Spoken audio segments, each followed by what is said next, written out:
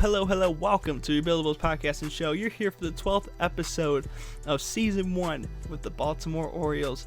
I'm more than excited to talk about Baltimore, the city, and the Orioles themselves. But before we do, let's talk a bit about the world around us, as we always do to start the show. First of all, the Last Dance documentary has been absolutely awesome. I've loved watching it as a basketball fan. I cannot wait for the last 2 episodes.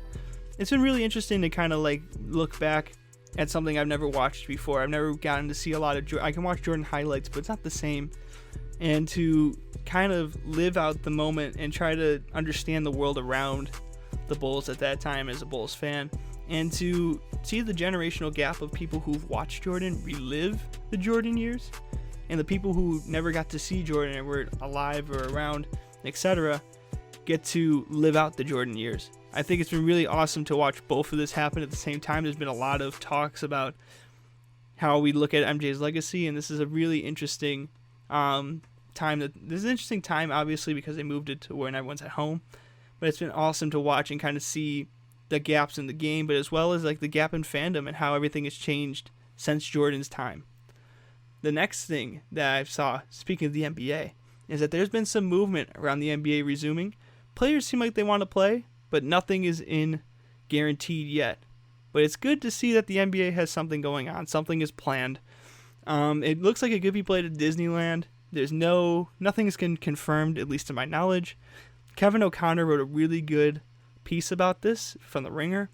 I read it through, and this has been really interesting to kind of see what the NBA might take and what actions they might move to either finish the regular season and go to the playoffs. There's still a lot of question marks, obviously, but it's cool to see some progress. Speaking of professional sports leagues in America, we have Ken Rosenthal reporting that there's an 80-page document on managing COVID-19 for the MLB, which signals the ideas of maybe returning the MLB soon as well. Again, a lot of these things like returning NBA, MLB, nothing has been officially said yet as in what's going to happen. There's no real timelines, at least to my knowledge. So a lot of this is, if we do have it, what will we do? How could we do it? But it's not guaranteed. But I'm happy to see that there is something going on, that there is some planning, and that there could be sports before we know it. Hopefully it'll be safe and that there's not going to be a lot of risk involved. And I know that all the sports leagues are putting that priority first. My final 2 tidbits of this week and what's going on in the sports world. The KBO, the Korean Baseball League, has been picked up by ESPN.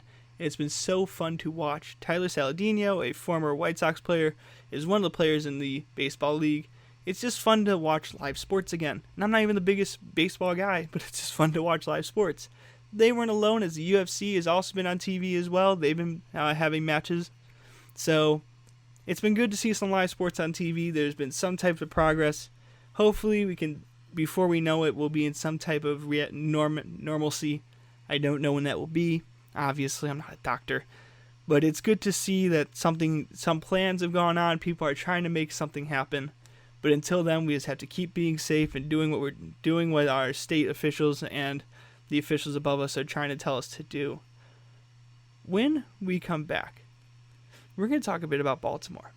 The Baltimore Orioles are a really interesting franchise, highlighted by Cal Ripken Jr. and Camden Yards. 2 amazing things I think really represent a city that doesn't get talked about a lot.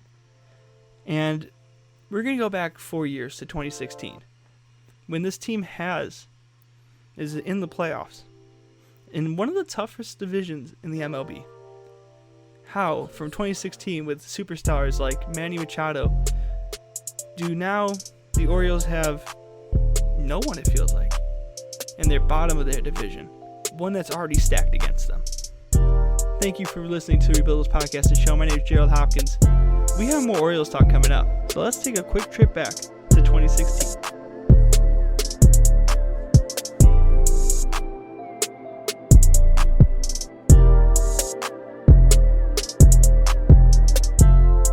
To understand the short-lived playoff run in 2016, we need to have a little bit of a background of what the Baltimore Orioles represent and some of their legends, as well as their very interesting field. When I think of the Orioles, I think of one person specifically, the legend Cal Ripken Jr., and his impact on the franchise as well as the MLB. In 2007, he was inducted to the Hall of Fame. Because of that, He's now one of the few people that from Baltimore that was put into the Hall of Fame. One of the reasons was he broke the record for most consecutive played games at 2,632. This gave him the nickname the Iron Man, which was well deserved. He's one of the interesting representations of the city of Baltimore, a hardworking city that never gets all the credit it feels like it deserves. And I see it as like a weird foil, the Orioles to the Ravens. The Ravens are the other professional sports team, the football team. The Ravens have been known for a lot of their superstars, like Ray Lewis, Steve Smith, and Lamar Jackson. And because of how they formed in the younger franchise that they are, and the fact that they have the purple uniforms, and their name comes from a poem, they're more of like a glitz and glamour, like almost artsy type team, even though I never really thought I'd talk about the art of football. But here I am. Another historic part of the Orioles is Camden Yards. The historic stadium built in 1992, and on the right field side, the B&O warehouse. I remember how when I first saw the stadium, it was real interesting. It's like a building right on the right side, and I think sometimes baseballs hit up there. It's an interesting field placement. It's right in the heart of downtown, and it's a newer stadium, but it still has a lot of great memories in it. It's one, I think, personally, the cooler stadiums that the MLB offers. Some of the other things that you can think about in Baltimore recently were the riots in 2015 after the death of Freddie Gray. And this was, well, I'm not going to get into the riots and the political part of it. One of the things that this caused was an empty game in Camden Yards. And the White Sox, my White Sox, played the Orioles in an empty field. One of the weirder moments in, I think, White Sox and Orioles history. I'm going to make that claim. Outside the Black Sox, of course. Ew. All of this to say, the Orioles are an interesting representation of Baltimore. Part of them you see that as the hardworking, we don't get talked about a lot, but we know we're an important part of Baltimore, which is very important. I think Baltimore is a very underrepresented city. But they play a complex part in being right in the middle of downtown, and having one of their most historic games being one of the worst parts of history in Baltimore history. So just with all that in mind, and this is a very brief history, there's a lot more that go into the Orioles. This is an over 100-year-old franchise. Let's go into 2016. With manager Buck Showalter, one of my favorite baseball names. The Orioles had a great core of talent and been clicking for a while. They have been a good team that finished above 500 since 2012. So this is like the culmination of a 6-year run of being above 500 in the AL East. This is arguably the toughest division, I think, in the American League. That's a claim I'm willing to make. With the Yankees and the Red Sox, the Toronto Blue Jays, and the Rays. It seems like they always have good teams around them. And at the bare minimum, the Yankees and the Red Sox are always going to, one of those two teams is always going to have it going. This year, though, they finished second in the East with a record of 89 and 73. They're 4 games behind the Boston Red Sox that included players Mookie Betts, Dustin Pedroia, David Ortiz, and David Price, and Hanley Ramirez, just to name a few. This is a good team. To finish 4 games behind them means that they have a good team as well.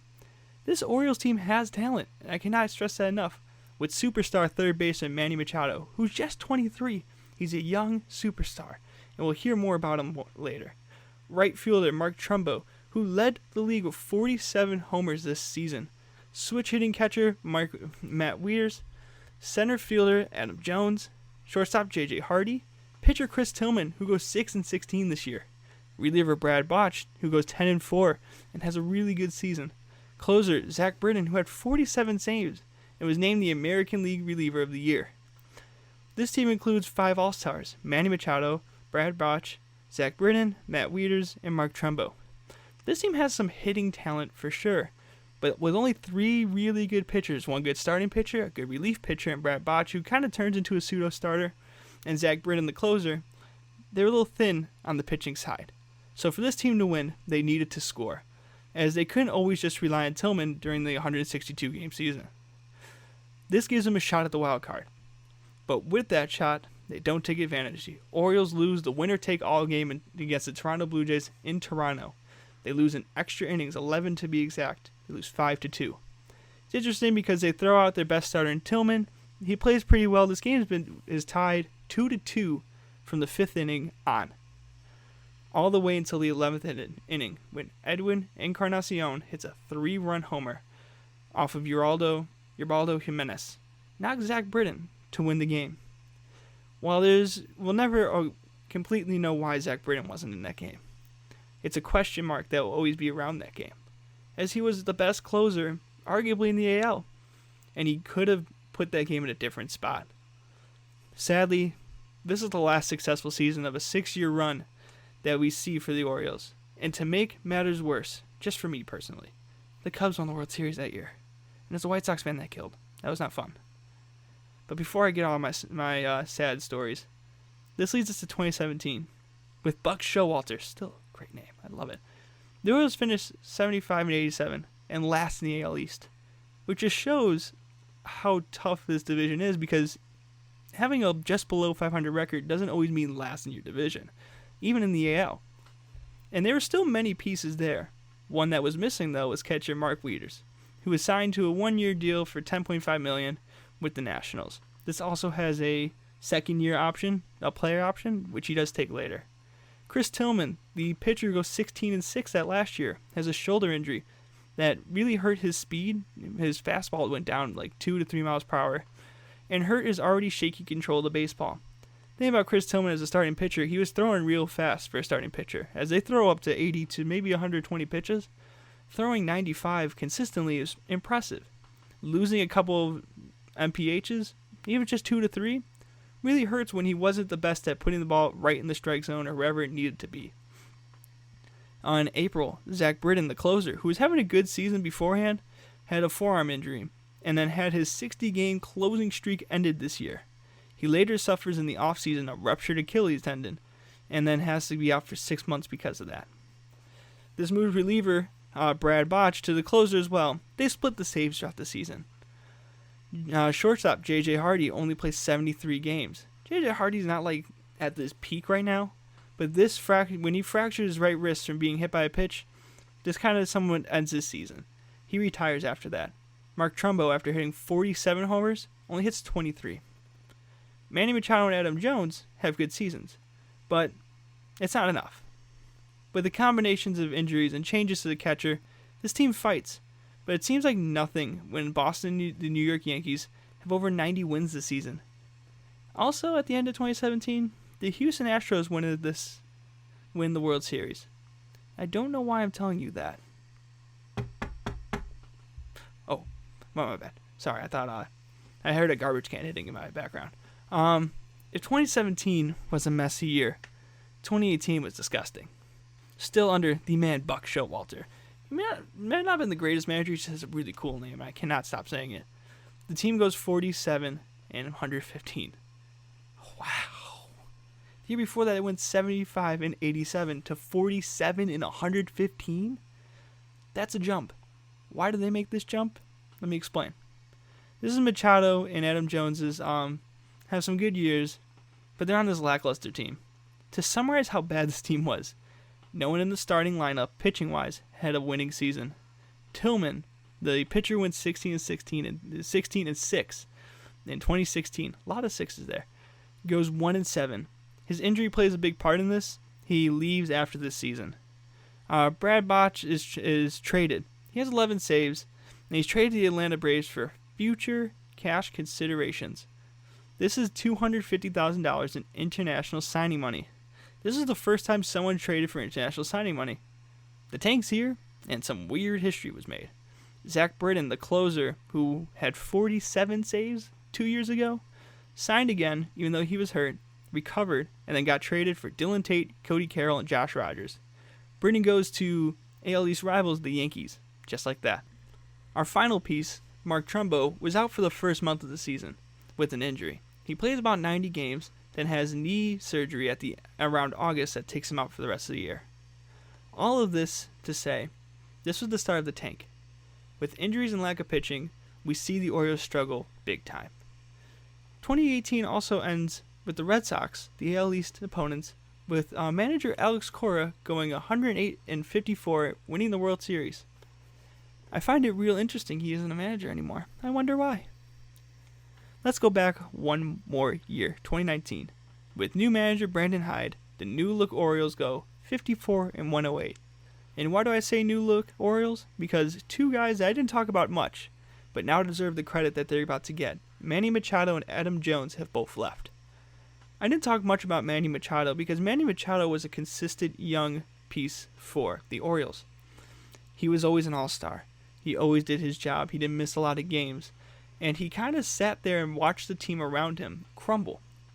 It was hard to not give him the credit earlier, but even though he left, he was the piece for a long time.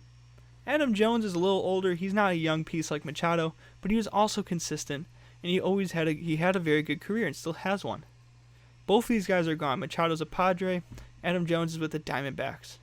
Trumbo is out most of the season. The guy who was out last year with a knee injury, still recovering. He only plays 12 games. Britton's been gone. Brad Botch has been traded. So, what are we looking at in 2019? A little bit of hope. The record got better. Outside of Brandon Hyde, two guys who we look at is starting pitcher John Means goes 12-11 as a rookie. For a team that only has 54 wins, going above 500 and having 12 of those wins means something. And Jonathan Villar shines. And he becomes a piece of trade bait for Miners pitcher Easton Lucas. This isn't necessarily a bad trade because Lucas is a good young pitcher and Villar would have cost him way too much money. 2019 looks at the epitome of a rebuilding team. With some cap space and spots open, the Orioles look to keep building on their talent. Breaking down this team in 12 minutes doesn't do justice to what happened to the Orioles. The thing about the Orioles were they had two things going against them. Not only did they have injuries and a core that was a little older, they had a tough division. In 2016, when they lose, this is when Jose Bautista is still really feeling it with the Blue Jays. The Yankees are notorious for just being good. Even when they're not good, they're not bad. The Boston Red Sox are right behind them. The only other team that kind of has parallels to the Orioles in the AL East are the Rays. And the Rays have not always have some star talent, even though now they were tanking with them. But it wasn't just them being in a good division. Those key players got hurt. Trumbo, Britton, Tillman, all getting hurt on a thin lineup that could have pushed for playoff spots, but had to be perfect. They didn't have a chance to lose. They were in wild cards. They weren't in the first round. And when you only have a winner takes all game, you need to be good. And they had teams. They had a team, at least in 2016 and 2017 for the most part, that could have won one game. But they weren't going to be a good series team. They had the hitting and the scoring, but they didn't have the pitching and the fielding. And offense can win you games, but defense wins championships. And when you have to score 5 or 6 runs to beat guys consistently, instead of being able to maybe rely on 3 or 4, that's to make a difference. The Orioles have one of the toughest challenges in baseball, as they do have history. I think Cal Ripken Jr. and Camden Yards are two awesome things about the Baltimore Orioles, which I love. But it doesn't guarantee them players signing there. And whenever they contend, they're going up against two teams that have historically almost always contended in the Red Sox and the Yankees. So what should the Orioles do? Last year, obviously, they didn't do so hot. And right now, they don't have a season. So in this in-between time, what will the Orioles do to get better? I have a couple thoughts. Thank you for tuning in to the Rebuildables podcast and show with the 12th episode of the Baltimore Orioles. For the final part, we're going to break into what do the Orioles do now? And with a season that could be condensed, does that help or hurt a young team like the Baltimore Orioles? Or simply put, where do we go from here? All of this and more coming up in the third part of the Baltimore Orioles episode here of the Rebuildables podcast.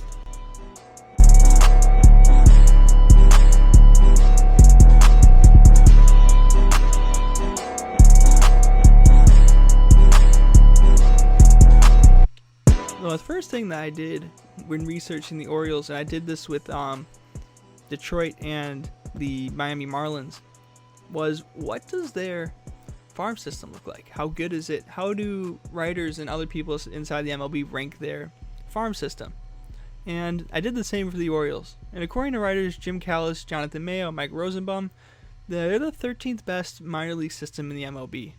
They commented on their team in a relatively short amount of time This once barren system has been built up, particularly via the draft, with top prospect Aldi Rechman as the obvious headliner.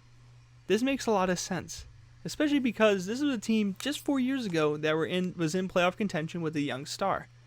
They were a couple pieces away, so you weren't going to be trading guys away for the farm, nor were you going to be having high draft picks. But this does hurt now because you're in the middle of a tank and you don't have as many prospects. My advice for a team like Baltimore and Baltimore fans is don't rush, because if you do, it's going to hurt. With the Rays having arguably one of the top 5 farm systems in the MLB, as well as the Yankees and Red Sox being able to buy their way back at any time, you're going to need a core and a team that can really compete, and not just one that if 1 or 2 injuries go down, everything fails. Not that 1 or 2 injuries, if happening, can save a team, or recovering from those injuries is easy. The thing with the 2016 team is they were already thin. So those 1 to 2 injuries, and you saw it really in 2017 when those guys really went down, everything changes. The Orioles need to build a farm system, and they won't be able just to buy their way in, like the Yankees and the Boston Red Sox. Instead, you gotta let it grow, and they're doing a good job so far. This is a situation somewhat similar to what we did last episode with the Dolphins, as if right now their division's kind of in a little bit of turmoil with the Patriots moving around and not being as good, but they just can't jump right into it and hope it works, because if they rush, they might waste something. They might waste all of the hours that could be put in. The only guy that needs to stay around is John Means, I think. I want to keep John Means around because even if he doesn't turn into a superstar, having a good rotation pitcher is something that really could have helped him a while ago. And it never hurts to have your 3rd or 4th guy, or even if he turns out being a 2nd or 1st, not just being above 500, but having potential.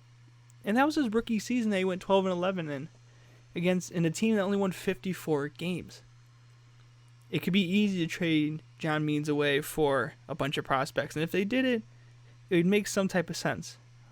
But especially with pitchers, it never hurts to have a cornerstone piece, even if he doesn't turn out to be Clayton Kershaw, or even David Price, somebody who's really good. I don't want to say David Price is like a top 5 pitcher, but he's one of those guys that's very good.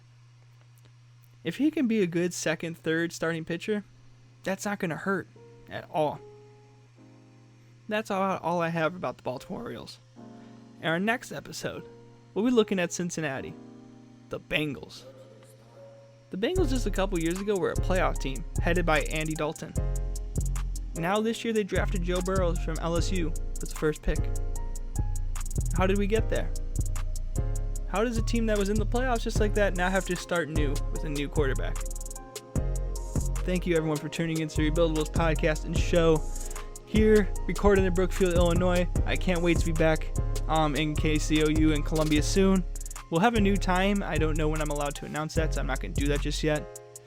You can catch the episodes now here on Apple Podcasts, Spotify, Google Podcasts, and YouTube. Wherever you want your podcast, I can get it there. Thank you for everyone for listening. And we'll be back before you know it with the Cincinnati Bengals.